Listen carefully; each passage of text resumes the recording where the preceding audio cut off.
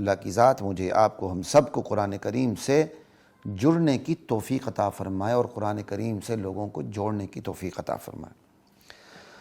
سپارہ number 11 ہے اور سورہ توبہ ساتھ چل رہی ہے۔ ہم سورہ توبہ کی 111، 112 اور 113 آیات پہ بات کر لیتے ہیں۔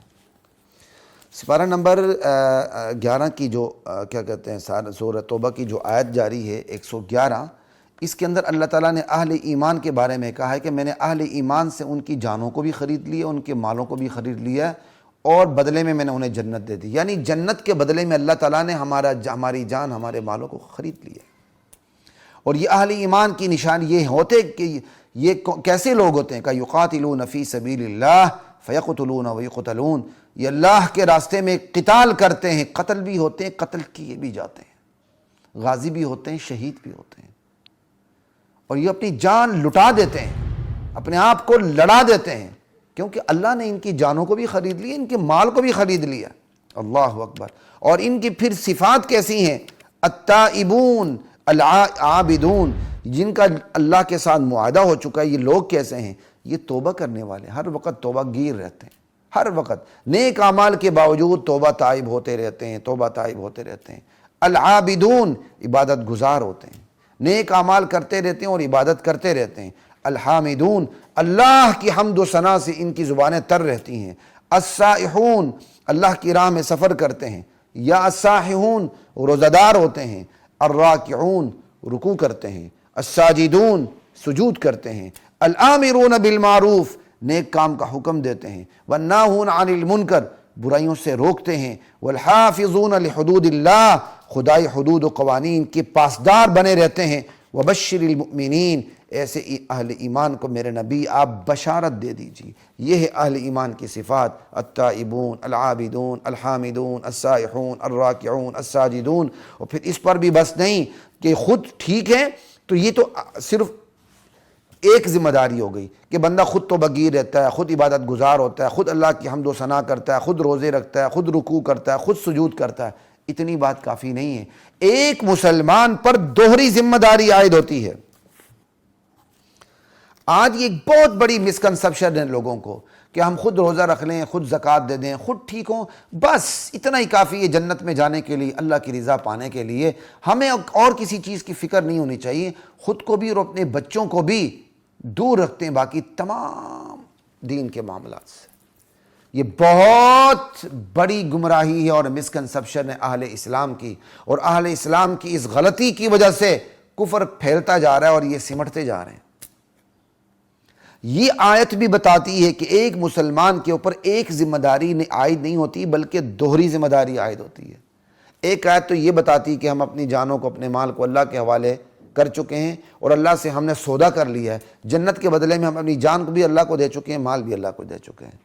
اور دوسری یہ آیت یہ بتاتی ہے کہ یہ جو جان اور مال دینے والے، اللہ کے ساتھ معاہدہ کرنے والے، یہ صرف ان کی ذمہ داری اکیلی اپنی جان کی ذمہ داری نہیں ہے کہ تائبون و عابدون و حامدون و سائحون و راکعون و ساجدون ہو، بس نہیں، بلکہ ان پر دوہری ذمہ داری عائد ہوتی ہے۔ وہ کیا؟ یہ دوہری ذمہ داری کا ذکر آگے آ رہا ہے۔ پہلے جو اپنے نفس کے اوپر ذمہ داری تھی اس کا ذکر ہے، التائبون العابدون الحامدون السائحون الراکعون الساجدون۔ اب دوسروں کی ذمہ داری بھی ان کے اوپر ہے، وہ کس سے ہے؟ الآمرون بالمعروف والناہون عن المنکر والحافظون لحدود اللہ، یہ نیکی کا حکم دیتے ہیں، برائیوں سے روکتے ہیں، خدائی قوانین کی حفاظت کرتے ہیں۔ کیا مطلب؟ معاشرتی سطح پر بھی امر بالمعروف کا کام کرتے ہیں، نہیں عن المنکر کا کام کرتے ہیں، اپنے بچوں کو سدھارنے کی کوشش کرتے ہیں، اپنے دوستوں اور متعلقین، متوسلین اور معتقدین کو سدھارنے کی کوشش کرتے ہیں، اور اپنے گرد و پیش میں اپنے بڑوں کو سدھارنے کی کوشش کرتے ہیں، اپنے چھوٹوں کو سدھارنے کی کوشش کرتے ہیں۔ جہاں تک ان کی آواز پہنچتی ہے وہاں تک یہ لوگوں کو سدھارنے کی کوشش کرتے ہیں اور اس کو یہ اپنی ذمہ داری سمجھتے ہیں۔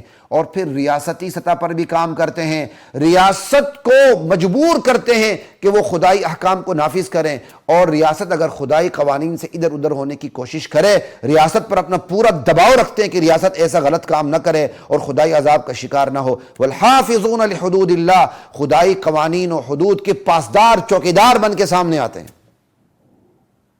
اللہ اکبر، کتنی بڑی بات ہے۔ آج مسلمان کی اتنی بڑی بدقسمتی ہے کہ آج مسلمان نے اپنی اکیلی ذمہ داری سمجھ لی ہے کہ میں نماز پڑھ لوں نماز کا وقت ہے، میں زکوٰۃ دوں زکوٰۃ کا وقت ہے، میں روزہ رکھ لوں میں روزے کا وقت ہے، میں حج کر لوں حج کا وقت ہے، میں عمرہ کر لوں عمرے کا وقت ہے، اور چھوٹے موٹے اور کام بکرے بکروٹے چھوٹے موٹے دینے وہ کام کر لوں، بس یہی کافی جنت میں جانے کے لیے۔ اللہ ذوالجلال کی قسم یہ کافی نہیں ہے، یہ تو بھائی یک طرفہ ذمہ داری ہے۔ اللہ تعالیٰ نے دو طرفہ ذمہ داری ڈالی ہے، مسلمان ہونے کے لیے اور مسلمان کی کامیابی کے لیے، کہ صحیح بندہ کامل مسلمان ہو اور وہ دنیا میں اس کا غلبہ ہو، اس کے لیے ضروری ہے میرے سمیت ہر فرد مسلم اپنی دوہری ذمہ داری کا احساس کرے۔ ایک ذمہ داری اپنے آپ کو ٹھیک کرنے کی ہے اور دوسری ذمہ داری معاشرے کو ٹھیک کرنے کی ہے، اور معاشرے کو ٹھیک کرنے کے ساتھ ساتھ ریاست پر بھی دباؤ ڈالنے کی ہے کہ ریاست غلط کام نہ کرے اور ریاست خدائی حدود کی پابند رہے۔ کتنی واضح ترین آیت ہے، اتنی واضح ترین آیت سے آج مسلمان آنکھیں چرا رہے ہیں، نظر انداز کر رہے ہیں۔ انہیں میٹھا میٹھا اسلام چاہیے، حلوے والا اسلام چاہیے، انہیں تلوار والا اسلام نہیں چاہیے، انہیں وہ اسلام چاہیے سوئی کی چبن نہ ہو، اذان ہو، اے بہترین کپڑے پہن کے جائیں نماز پڑھ کے آئیں، اور کسی کی کپڑوں میں سلوٹیں ہیں تو اس کو اچھا نہ سمجھیں، چاہے اس کی مجبوری ہی کیوں نہ ہو۔ لا الہ الا اللہ، نہیں بھائی نہیں چلے گا کام اس سے۔ یہ آیت بار بار پڑھیں، خدا کی قسم سمجھ آتی ہے کہ ایک مسلمان پر دوہری ذمہ داری دوہری ذمہ داری آیت ہے۔ آج مسلمان یہ احساس کر لے میرے سمیت ہر بندہ کہ میرے اوپر دوہری ذمہ داری آیت ہے، میں نے خود کو نیک بنانے کی خود بھی نیک بننے کی کوشش کرنی ہے، دوسروں کو نیک بنانے کی کوشش کرنی ہے۔ صلاح اور اصلاح، اسی پر انسان کی انسانیت کی کامیابی کا دار و مدار ہے۔ تو یہ بڑی بڑی جماعتیں ختم بھی ہو جائیں نا، کوئی فرق نہیں پڑتا، یہ معاشرہ اسی وقت سدھر جائے گا۔ آج معاشرے میں جو بگاڑ آ رہا ہے اور اس کے اندر سے جو سدھار ختم ہوتا جا رہا ہے، اس کی بنیادی وجہ یہ ہے کہ مسلمان اپنی دوہری ذمہ داری کو بھول چکا ہے۔ وہ یہی سمجھتا ہے کہ میں ٹھیک ہوں تو بس مجھے کائنات کی کوئی فکر نہیں ہونی چاہیے۔ لا الہ الا اللہ۔